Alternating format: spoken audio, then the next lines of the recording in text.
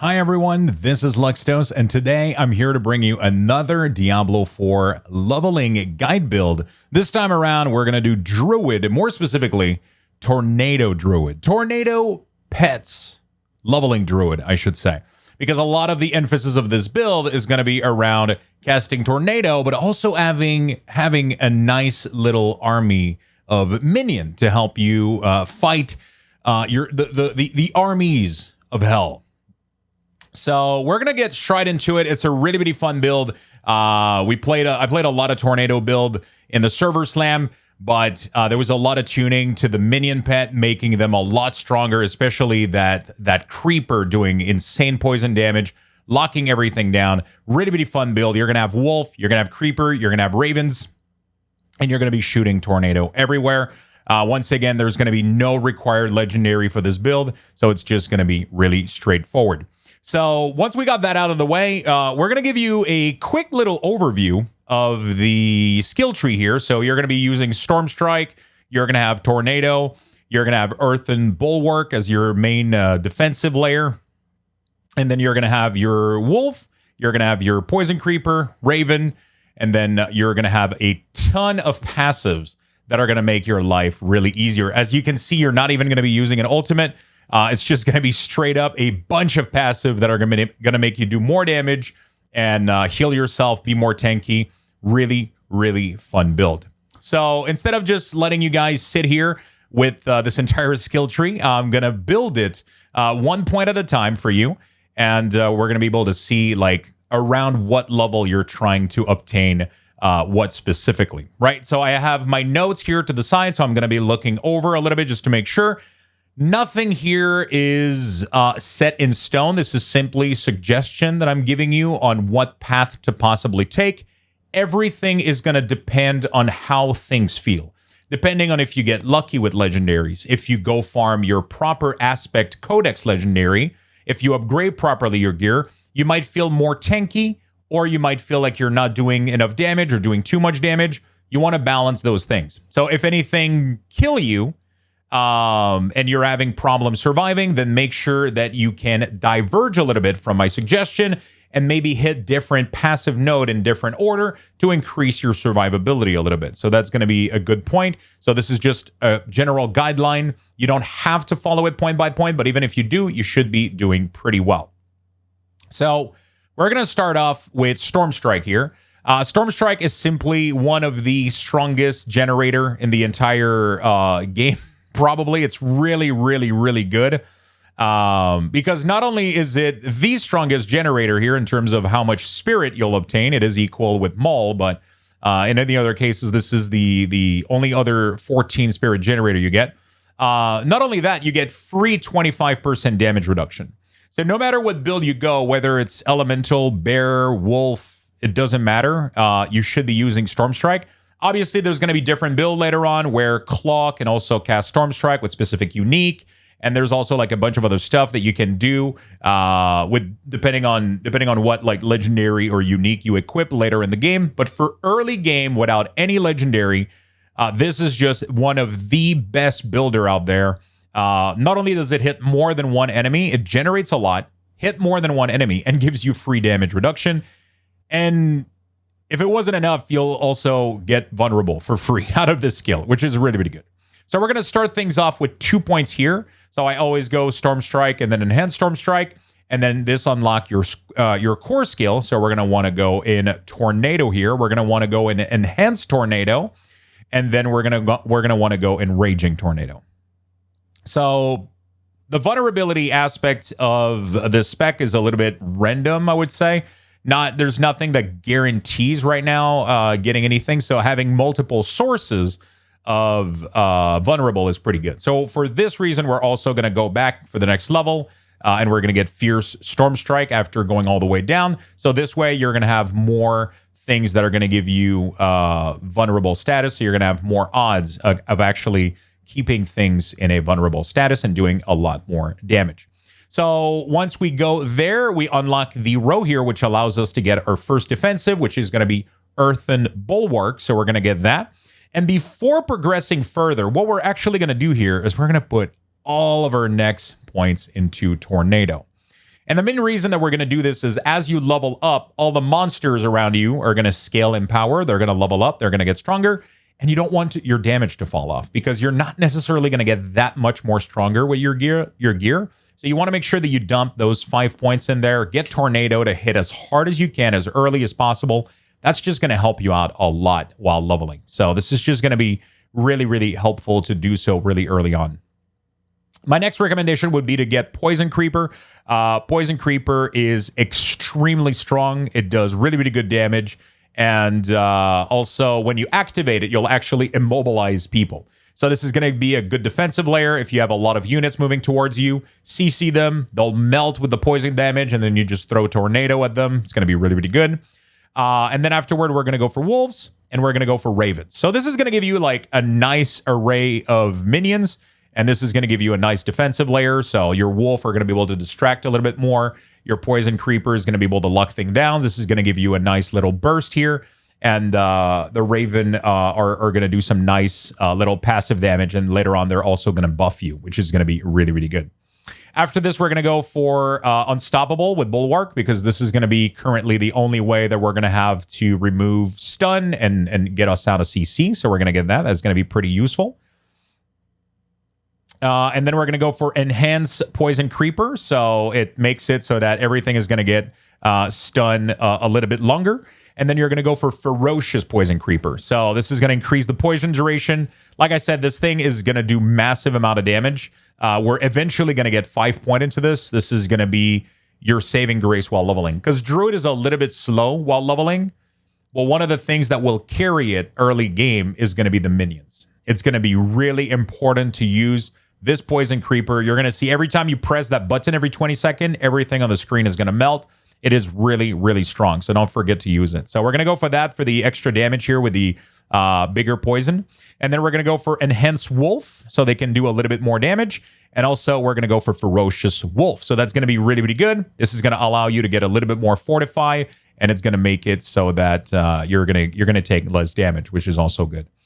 We're also going to go for Enhanced Raven, and then we're going to go for Brutal Raven as well. So that's going to give you 2 additional Raven to attack. So you're just going to start getting a lot of passive damage. Your Tornado is going to start doing nice damage, and you're just going to have this nice little army just swarming around and doing some nice damage. And then you're going to be able to press all those ability on cooldown as much as possible. This is going to give you something else to press than Tornado, which is going to make it a very active and really, really fun spec. Because we're going so heavy minion, what we're going to do is we're going to put 2 points in Call of the Wild here, just to make them do even more damage, just to increase all of this sweet stuff that we just put points in. We're just going to make them do a little bit more damage. And then we're going to go directly into 1 point into Defiance here. So the reason we stop here is because we just unlocked the new row, right? So 2 points here, and then we go 1 point in Defiance. And then this is a personal choice. I really like having self-sustain.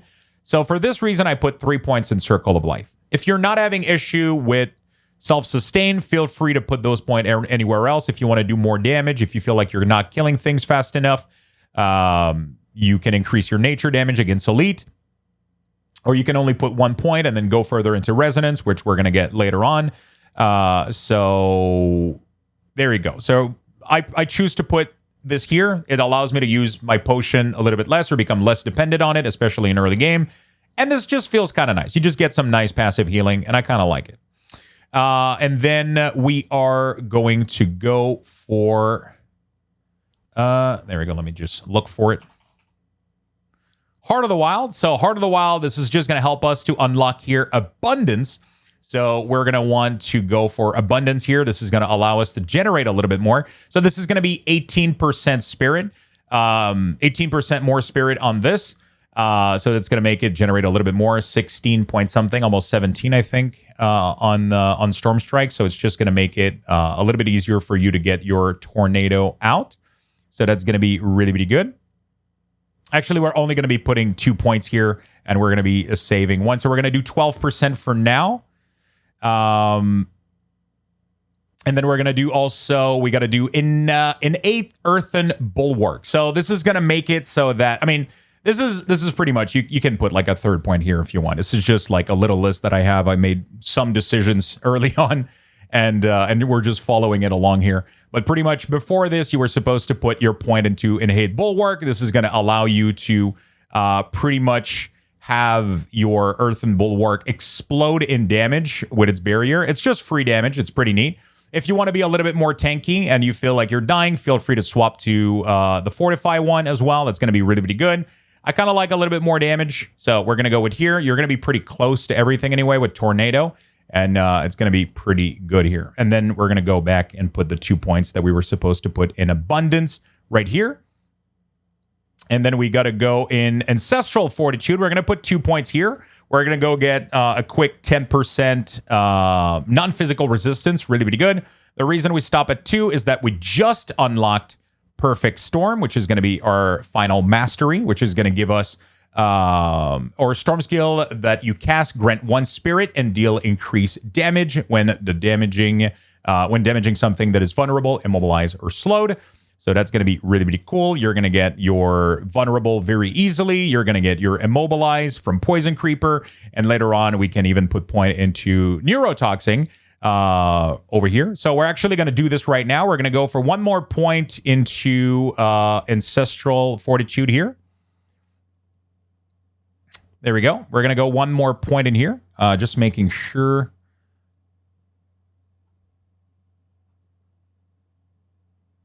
There we go. So 1 more point into here, and then we're going to put 1 point in Neurotoxin. This is going to allow you to get an additional slow on everything that you poison with Poison Creeper. So that's just going to enable you to get some additional regen with the Perfect Storm, and it's just going to do a little bit more damage. So that's going to be really, really nice. So you're going to want to go with that.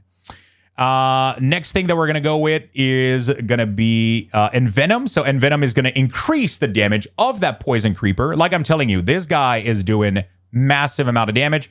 We're going to increase its damage here by 30%, and then we're going to dump all of our points into the Poison Creeper. So you can see that it goes from 36 to 50 here, and then we're going to increase all of that poison damage by another 30% here. That's going to be really, really good. And then we're going to finish off Call of the Wild here because we can finish this one off for an extra damage. So now at this stage here, your Poison Creeper is absolutely melting everything. Your Tornado are going to do decent amount of damage, but the Poison Creeper is just going to be immobilizing everything and CCing everything and just like doing massive poison damage, and you're going to have a really, really good time. After that, we're going to go 3 point into Elemental Exposure. So we're going to put 3 points here. This is just going to give you another window for your vulnerable status for all your skills. So that's going to help out quite a lot. Then we're going to go put 3 points into Resonance. So again, you can interchange all of these. I'm giving you an order right now, but at the end of the day, all of these can be interchanged. Getting things to vulnerable more often is going to be really, really good because it's going to give you more damage because you're not guaranteed to vulnerable anything. This one is 50% chance, but you're not necessarily going to be hitting everything with it. This one is only like a small percentage of chance here. So having the extra chance to vulnerable is actually pretty nice. That's going to have good damage value. We didn't do necessarily like all the perfect math for the order of all of these passives, so feel free to take them in any order.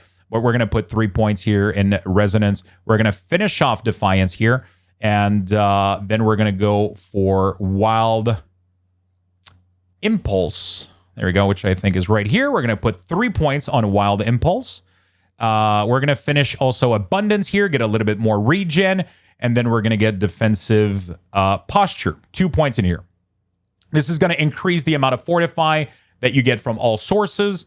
Again, not mandatory. If you wanted, you could put a little bit more damage into Natural Disaster. I really like having a lot of Fortify. It's really, really fun. If you want, you can get a little bit more damage. This is like very specific to immobilize targets. So that's why I don't like this one as much, because you're not going to necessarily stun things a lot, and you're not necessarily going to knock back things very often. You have an immobilize, and there's a couple of those things that you do. You pretty much only have immobilize, so you're going to get you're going to get a very low amount of value out of this. You can go for it if you need a little bit more damage, but I kind of prefer to get a little bit more fortify. Make sure I'm always topped off on that fortified and being super tanky. But again, that can be moved You can decide to add a little bit more damage to your build. You can try to go in other direction here and have some fun. So there's not a lot of options left, to be honest. So it's either you go for a little bit more damage or you go for a little bit more fortify. If you want to have your wolf be a little bit stronger too, that could be a possibility. You don't have anything that transform you. Yeah, there's not a lot more, right? There's not a lot more. You're not going to be doing much damage to distant target as well. You could go for Predatory Instinct if you want. That's actually a pretty good one for additional critical strike. So you could move these two here and have a little bit more crit. Everything is very fluid. It's always going to depend, like I said, on how do you feel like, what do you feel like you need for your build? What do you feel like is missing, right? Do you need a little bit more damage? Do you need a little bit more tankiness? It's pretty much going to be up to you. The close enemy, you're most likely going to be close in a lot of cases for Tornado. So this can be a good option, but there's also a lot of case where you're going to try to just pin everything down in the distance and try to hit them with the nados. For your generator, you're going to be quite close. So the critical strike here quite has value if you want. So you can go for this one or you can go for the fortify here. I choose to go for the fortify. I really like it. It makes your wolf generate an insane amount of it. And it just makes sure that you're always taking that nice damage reduction. So I like having defensive layer. And then if I see that I'm really, really tanky, I can pull back down a little bit, shift towards damage. Because if you go pure damage, especially on a class like Druid that doesn't have a lot of mobility, pretty much the only mobility layer you could go is Trample right now at this point, outside of some more endgame stuff. So which means that when you're traversing, you're not necessarily able to just skip all the mobs and just run. You kind of have to kill things. And you're going to take some hits, right? So it's nice to have the defensive layer. So now that we're done with the skill tree, we are going to move over to look at your spirit boon. So the spirit boon for this gear, for this talent build are going to be pretty simple. For the first row, I mean, there's not really much choice. I kind of like to go for taking damage reduction from elites. Crowd control impairing effects doesn't really do much, so we're just going to go with damage reduction here. 5% crit is always really, really nice. Again, you could go for max life. That could be a viable one.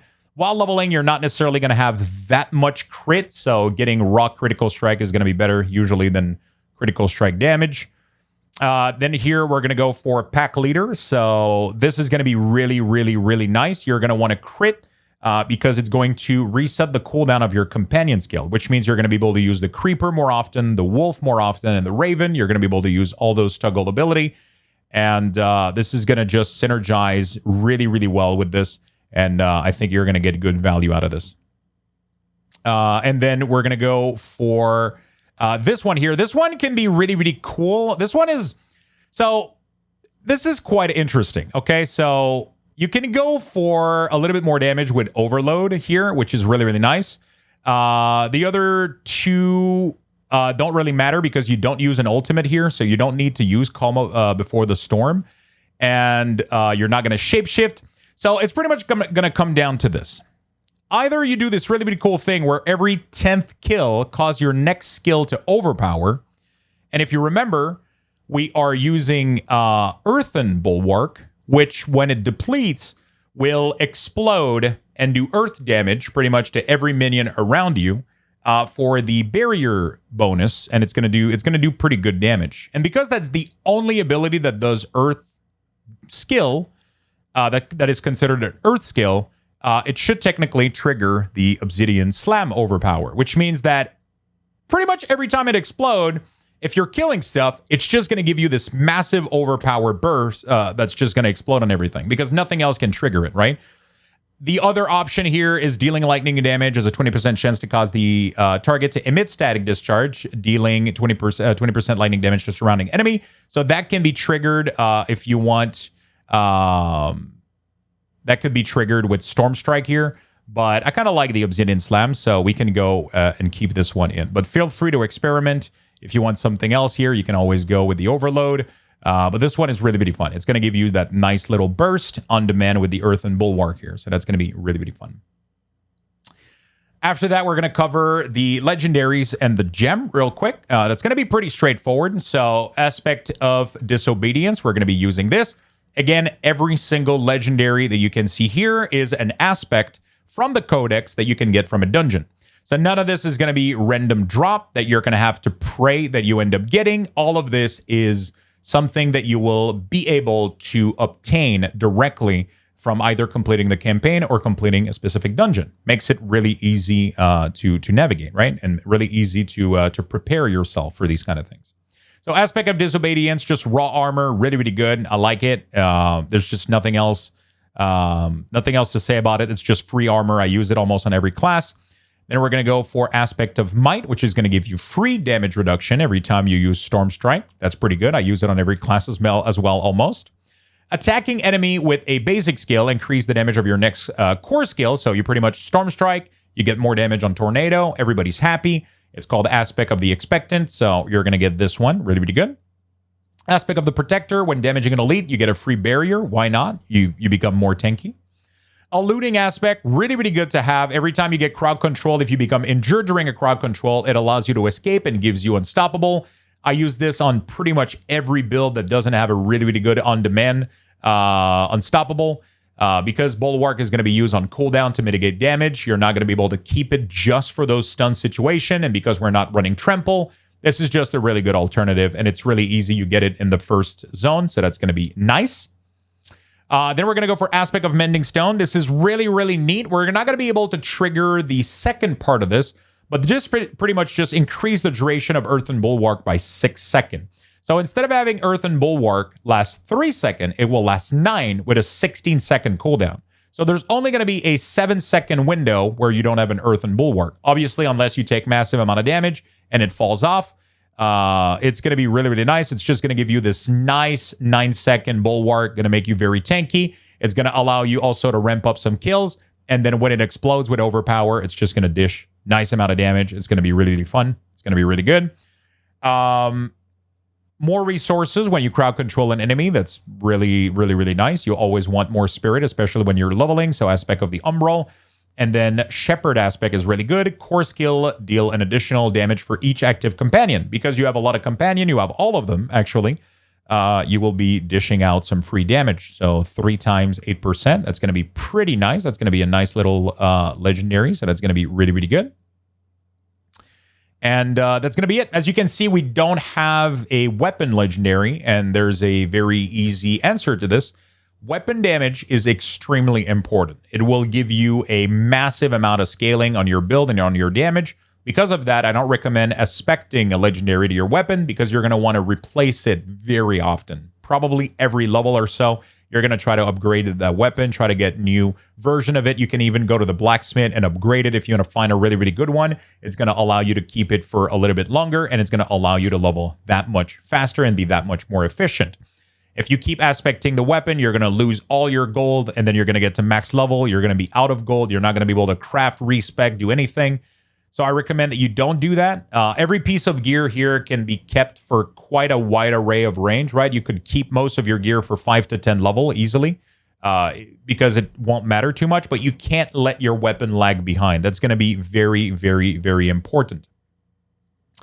Sapphire here on your weapon gem. So pretty straightforward. Critical strike damage to crowd control enemy. Always good. So you're going to be using a lot of immobilize. Everything that's poison is going to be slow. So that's just going to apply for free. That's going to be really, really good. You could also run the vulnerability gem here to vulnerable enemy. You could also run this one here. But everything is pretty much always going to be slowed, always going to be immobilized. Both of these are valid, so both of these can be equipped. So make sure you pick either one of these. They're both going to work really, really well for you. Everything should be vulnerable as well. So we can even keep it at Emerald here. It doesn't really matter that much. Ruby, just max life, just gives you that extra layer of defense. And then for your jewelry, I suggest that you go with diamond or skull. It doesn't really matter. If you feel like you're weaker to physical damage, you're getting hit a lot, and you need more armor, feel free to socket armor. If you feel like you need a little bit more resistance, feel free to go with diamond. If you need more damage mitigation for elemental. So both of these can be really, really good. Just feel free to use whichever one you feel like you need at that specific time. For your wanted gear, it's going to be really straightforward. Pretty much every class has the same, pretty much has the same guideline, right? So you always want to go for vitality, so more more HP is really, really good. Maximum life is really, really good.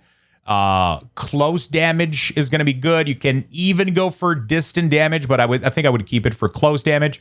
You could go for crowd control damage, vulnerable damage, critical strike, critical rating, plus skills is going to be really, really good on Tornado or minions. If you can get something that gives plus skills to all your minion, that's going to be really, really good. And then plus skill to Tornado, obviously, is going to be really good. You're going to be looking for willpower, most likely. That's going to increase your skill damage, so that's going to help you out a lot. And with that, you're going to be pretty much good to go. So as you can see, there's a lot of moving piece, right? As much as we craft these builds to have some elements predetermined, there's a lot of things you can move. You can change around some stuff, and feel free to optimize as you go. If you have like a higher level gem of a sapphire, for example, over the emerald, you're going to be good to go with that pretty much. So you just use whichever one like you see fit. Vulnerable one would probably be recommended here because everything is going to be vulnerable from having your fierce, your tornado, and your elemental exposure. And then you're going to be good to go. So just let your minion do the work, crowd control everything, and throw your nados. And then you're going to be good to go. This is going to be a really fun build. I think it's going to be really, really powerful. And then you're going to be able to transition later on into pretty much whatever build you want with this. You might drop off. Most minion will be drop off in endgame build. So if you want to go pure NATO, you're going to be reliant on getting probably a specific legendary later on that will do some aiming tornado, which is going to help out a lot of the damage of the build. You're probably going to drop off minion and go put your point into some different areas to increase a little bit more your damage because you're going to scale a little bit better than your minion are. That's going to be for sure. That's pretty much it for this build. We're going to save the changes to make sure you have the latest copy on your end. And that's going to wrap it up for this video. Hope you guys did enjoy it. Thank you so much for watching. If you want to reply in the comments, if there's anything that you would like to see improved in these video, if there's anything that you like or you don't like, maybe I'm talking too fast, maybe there's some points that I did not cover, make sure to let me know. Also, I would love to know what class you are going to level first when the game release. I would love to know that. Which class do you plan to level first? Is it going to be the Druid, or is this going to be your alt maybe, and you were just looking for a different build? I would really love to know in the comment section. Make sure to like the video and subscribe to the channel. I know it's cheesy. We say it every time at the end of every video, but it helps. It truly does. So if you want to throw a like, a little subscribe, I would really appreciate it. If also you want to come by and say hello on Twitch, I do stream every single day on there at around 11 a.m. EST in the morning. I always open up my stream, and we're streaming a good part of the day, 7 days a week.